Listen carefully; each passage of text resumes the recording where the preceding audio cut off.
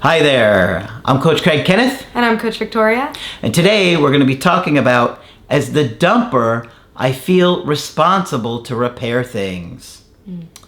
Well, if you're the dumper, then there really is some pressure on you and some obligation to reach out to your ex and make an effort to repair that connection. We talk about being broken up with all the time and being dumped all the time, and how you should go into no contact and respect their decision. So that also implies that the person that did the breaking up should make an effort to repair things. A breakup is a unilateral decision that one person makes for the both of you. And so once there is that rupture, that form of rejection there, it's up to you to repair it, or at least start the initiation. Yeah, I agree with that. So yes, there is some obligation on you to repair things, to try and reconnect with that person, to have a conversation with them or talk about things. And it's not on them because you ended the relationship. And it could be scary to do that because a lot of times the dumper is actually afraid of rejection. And I hear that from the dumpers, that they don't want to reach out. They're afraid if they reach out, they can get rejected.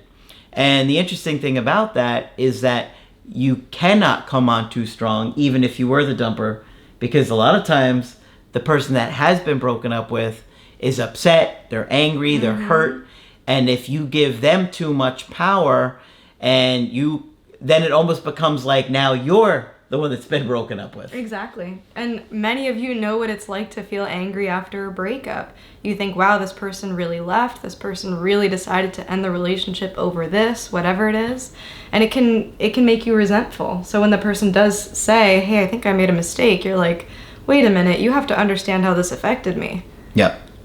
Yeah, so it can be challenging to navigate. And today we've got an email coaching that's going to talk about this, okay? I think you guys will like this one. This is from a couple that are pretty much in their mid-20s. We'll call him Bert. Why not? It's a good name. Solid name, Bert. Bert. And we'll call her Ernie. No, just kidding. We'll call her Chelsea. Okay, so now they started dating in the springtime of 2019. And then they broke up a few months ago, like in the summertime, okay? He says, we lived separately, both with family. I love her dearly, and we share many values and interests. But she suffers from anxiety. She can have breakdowns, catastrophize, and regress emotionally. There's no abuse or neglect in her history. All right. So it sounds like she's got a lot going on with her, and she's not really in a great place. Right? Yeah. And it's also interesting that he makes it a point to say that there's no abuse or neglect in her history.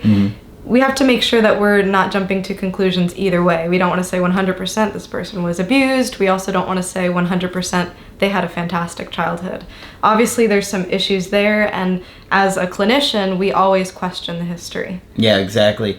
I mean, if she's having that much anxiety where she's having breakdowns like that, there could be things that she just doesn't even remember. Right? And maybe it wasn't to the point where it was abusive or really neglectful, but something emotionally she didn't fully get there, at least growing up. Exactly. All right. He says, I also have anxiety that stems from an abusive father, but manage mine well. Okay, so maybe he's been to therapy.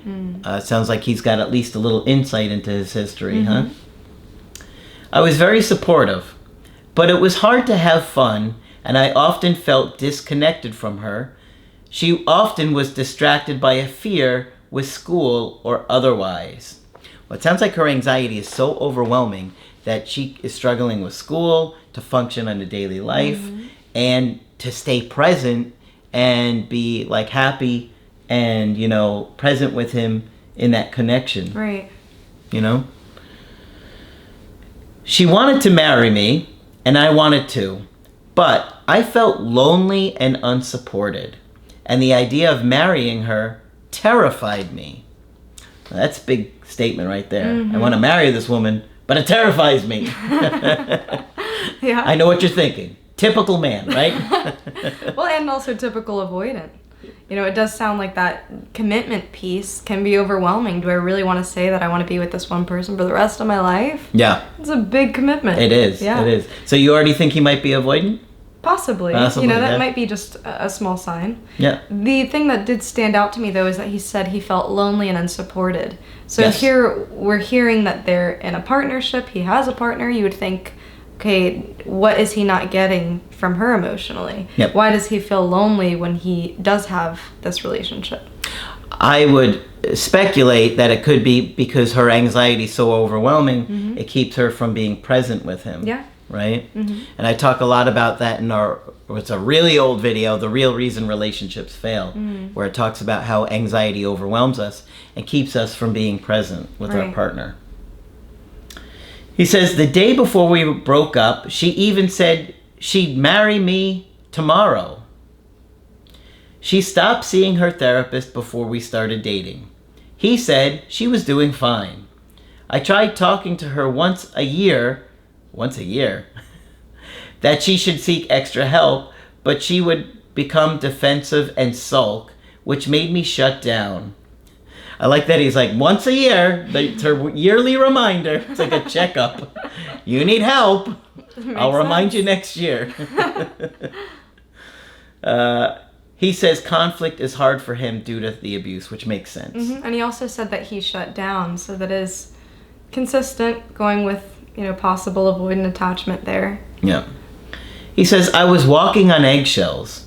I wasn't assertive enough about communicating my needs for playfulness and emotional availability and security, and put all of my energy into trying to fulfill her needs.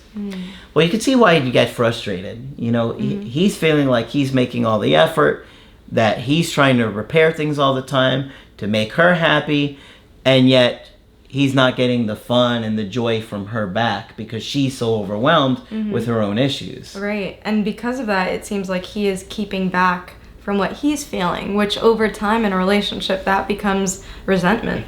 Yeah. You know, you hold it in and think, oh, now's not the time. And then you bottle it up till one point you either explode or completely shut down. Yeah, he's suppressing his needs there. After 3 years, my energy was drained and I felt trapped. I love her, but I was hearing, I can't change from her. I felt like I had no choice but to break up with her. Yeah, if she's telling him, I can't change, it is very frustrating, right? He heard that at the annual review. Yeah, right. I can't change this year. Get back into the next year with your reminder. And a lot of times when people are experiencing things like anxiety and depression, it can feel like there is some sort of external force that's holding them there. Yeah. They feel really disempowered. They don't feel like they have any autonomy or agency to really change their lives. So I do believe that she could change. You know, that's why we're in this profession. We do think that people can change and improve. But at that time, it sounds like she was feeling really hopeless. Yeah. Yeah, and a lot of people aren't really willing to change until they've been broken up with, ironically. And if you've been broken up with, you know what we're talking about. You may be sitting there thinking, oh my gosh, I was asked to change and I refused to do it. And now I'm willing to. Right. And sometimes people can be so set in their ways that they think this person has to love me regardless of how I behave or how I act. Yep. And that can be really dangerous because now your partner is dealing with a lot of the consequences of your own emotional struggle. Yeah, you have to be receptive. You have to really listen to your partner. And, you know, sometimes they're not going to be standing at the door banging on a drum to tell you what they need to tell you. It could be as simple as, well, you know, you always get here late and I just get so fed up with it. That, like, something like that, we don't hear a lot of times. We don't train ourselves to hear it. But that is telling you a lot, that there's maybe a lot of frustration there. That was just an example I came up with. But a lot of times your partner will tell you something like that. Like, God, we don't have sex anymore. You know what I mean? And we don't really put the time and energy into processing and thinking about where they're coming from in that until it's too late. Okay. I broke up with her gently, but honestly. She said, I would have gone back to therapy had I known. it's so frustrating because he probably could have told her that, and she wouldn't have gone to therapy until he broke up with her, right? Which we were just saying. Mm-hmm. I apologize that I didn't communicate enough and left the possibility of reconnecting open. I immediately regretted it. See, here we have a dumper regretting it. I should have been more assertive about my needs. We both went into no contact. I went into therapy, read communication books, and learned how our problems could be resolved together. One time she posted a Snapchat story of her happy at a concert. He says it was intended for me to see because she never used Snapchat. Now, we have some maybe mind reading here going on. Possibility. Of course, it could be for you, but don't act with a certainty that you know that it's a fact, right? So I posted a story showing the books I'd been reading on communication. She screenshotted it. We got into a brief but cheeky back and forth, posting stories of what we were doing. She was screenshotting each one, so I became hopeful. But eventually, she unfriended me. So he's seeing her screenshot these stories. He's thinking, wow, she must miss me. She must be thinking about things. And then she unfriends him all of a sudden. I wonder if she realizes that Snapchat alerts the other person if you screenshot. That's a great point. I wonder, and I also wonder if she's screenshotting these to share with friends or family about what's going on. Well, you're onto something there. She hasn't seen this one, but I did the email coaching, and I do remember that is what happened. So that's a good call. But and I think you're right on both accounts because she never used Snapchat. True. So then, so she didn't know that he was. She was taking pictures. And guys, let this be a warning to you. Really know what you're doing on these social medias because some of them will alert the other person if you're looking, if you're liking. Yep. So you want to be really careful as to how you stalk people. Not condoning it, but just saying be careful. It's so true. In early October, I reached out asking what she'd been up to lately. Her response was extremely angry and full of attacks. Well, that certainly came out of nowhere, right? He must be thinking, wait, what happened here? Yeah. And if we also think about our anger being a protective emotion, it makes sense that it comes out right after a breakup. You know, there's this, how could you do this? And I'm afraid that you're going to do this to me again. I think it was about 3 months later. I think they broke up in the early summertime or mid-summertime. Okay. She laid out all of her problems with me. I was a complainer, selfish, didn't support her the way she needed, etc. All of a sudden, he's like, wait, what? And told me I have issues. She's so angry now. She's like blaming him for everything. I tried validating, apologizing, and asking if she might want to talk about it in person. She told me, we are never, bold caps, getting back together. Yikes. Yeah. That must have come out of nowhere for him, right? He's thinking she's taking pictures of our stories and she's showing everybody and she's so happy and misses me. And then he hears that. She called me manipulative and said she screenshotted my stories, there you go, to show her friends how I was trying to get back into her life. Yeah. She is shrewd. I mean, this is sharp. I mean, he was trying to get back into her life, and he was doing indirect directs and kind of trying to, see where he could go, putting his little toe in the pool here. Yeah. And she was furious about it, which is rare. Yeah. And you also have to think about her experience. I mean, she was dealing with anxiety and depression, and sometimes when people have a breakup during this time, they feel like the other person has completely abandoned them during one of the hardest times of their life, during one of the times where they needed you most. And so I could see that a lot of this anger coming up now is probably stuff that was bottled up throughout the relationship. Yeah. And surprisingly came out like this. Yeah. Right? And I'm sure her friends are trying to hype her up and back her up. Friends don't like to see other friends being hurt. Yeah. So they'll say anything to protect you. Screw that guy, forget about him, he was no good anyways. Good point. Okay. He says, she never talked this way to me before. Wow. So he definitely was shocked. Towards the end of October, I worked with my therapist to send a long text validating her feelings, apologizing for my part of the breakup, and offering a path forward by talking in person and seeing a counselor together if she wanted to try again. I told her the decision to meet up and the timing were hers. I got no response. I'm not sure if I said what she wanted to hear. Okay.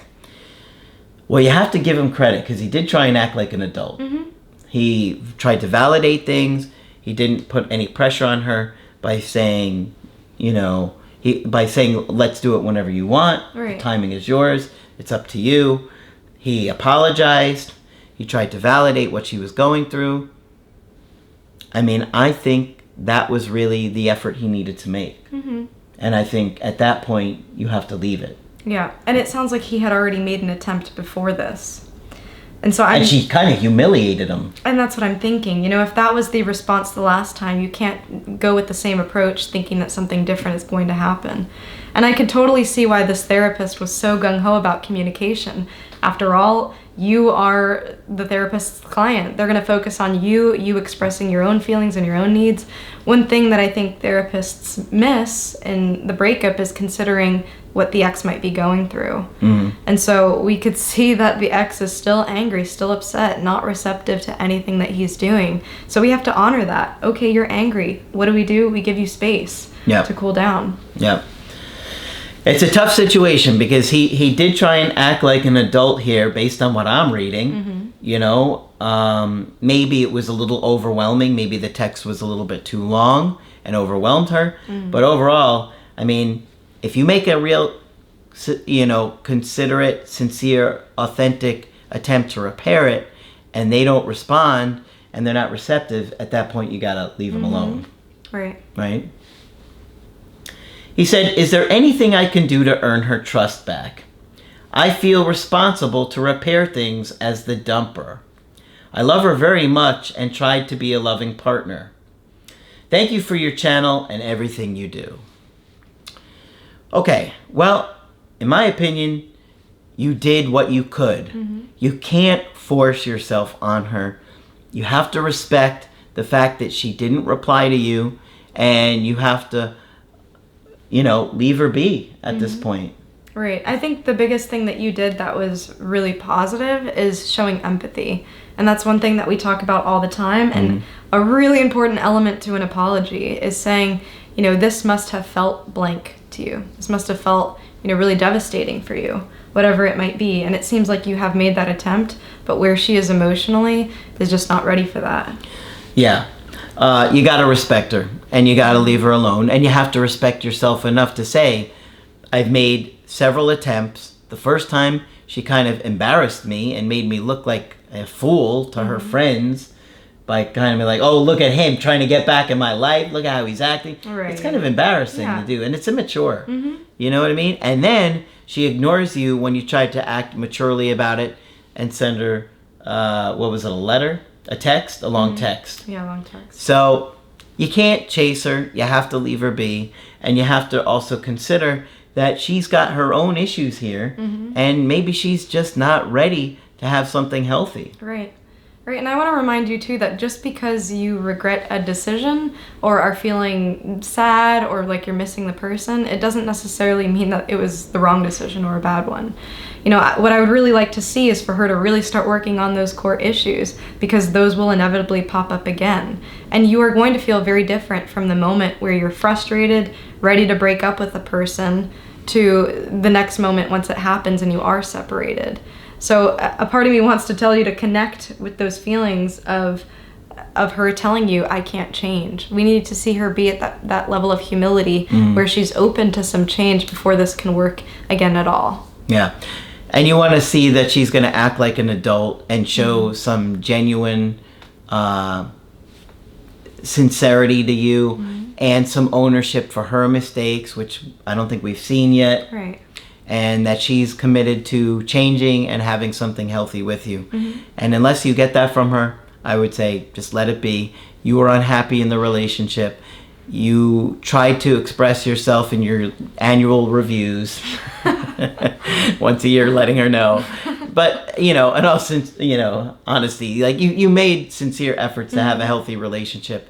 And maybe she's just not in a place where she can give that to you. And it could also seem like a little too late in this situation. It seems like you're aware that you could have communicated a little bit better. I wonder if she's thinking, why is he communicating so well now, sending me these long texts? Where is this coming from?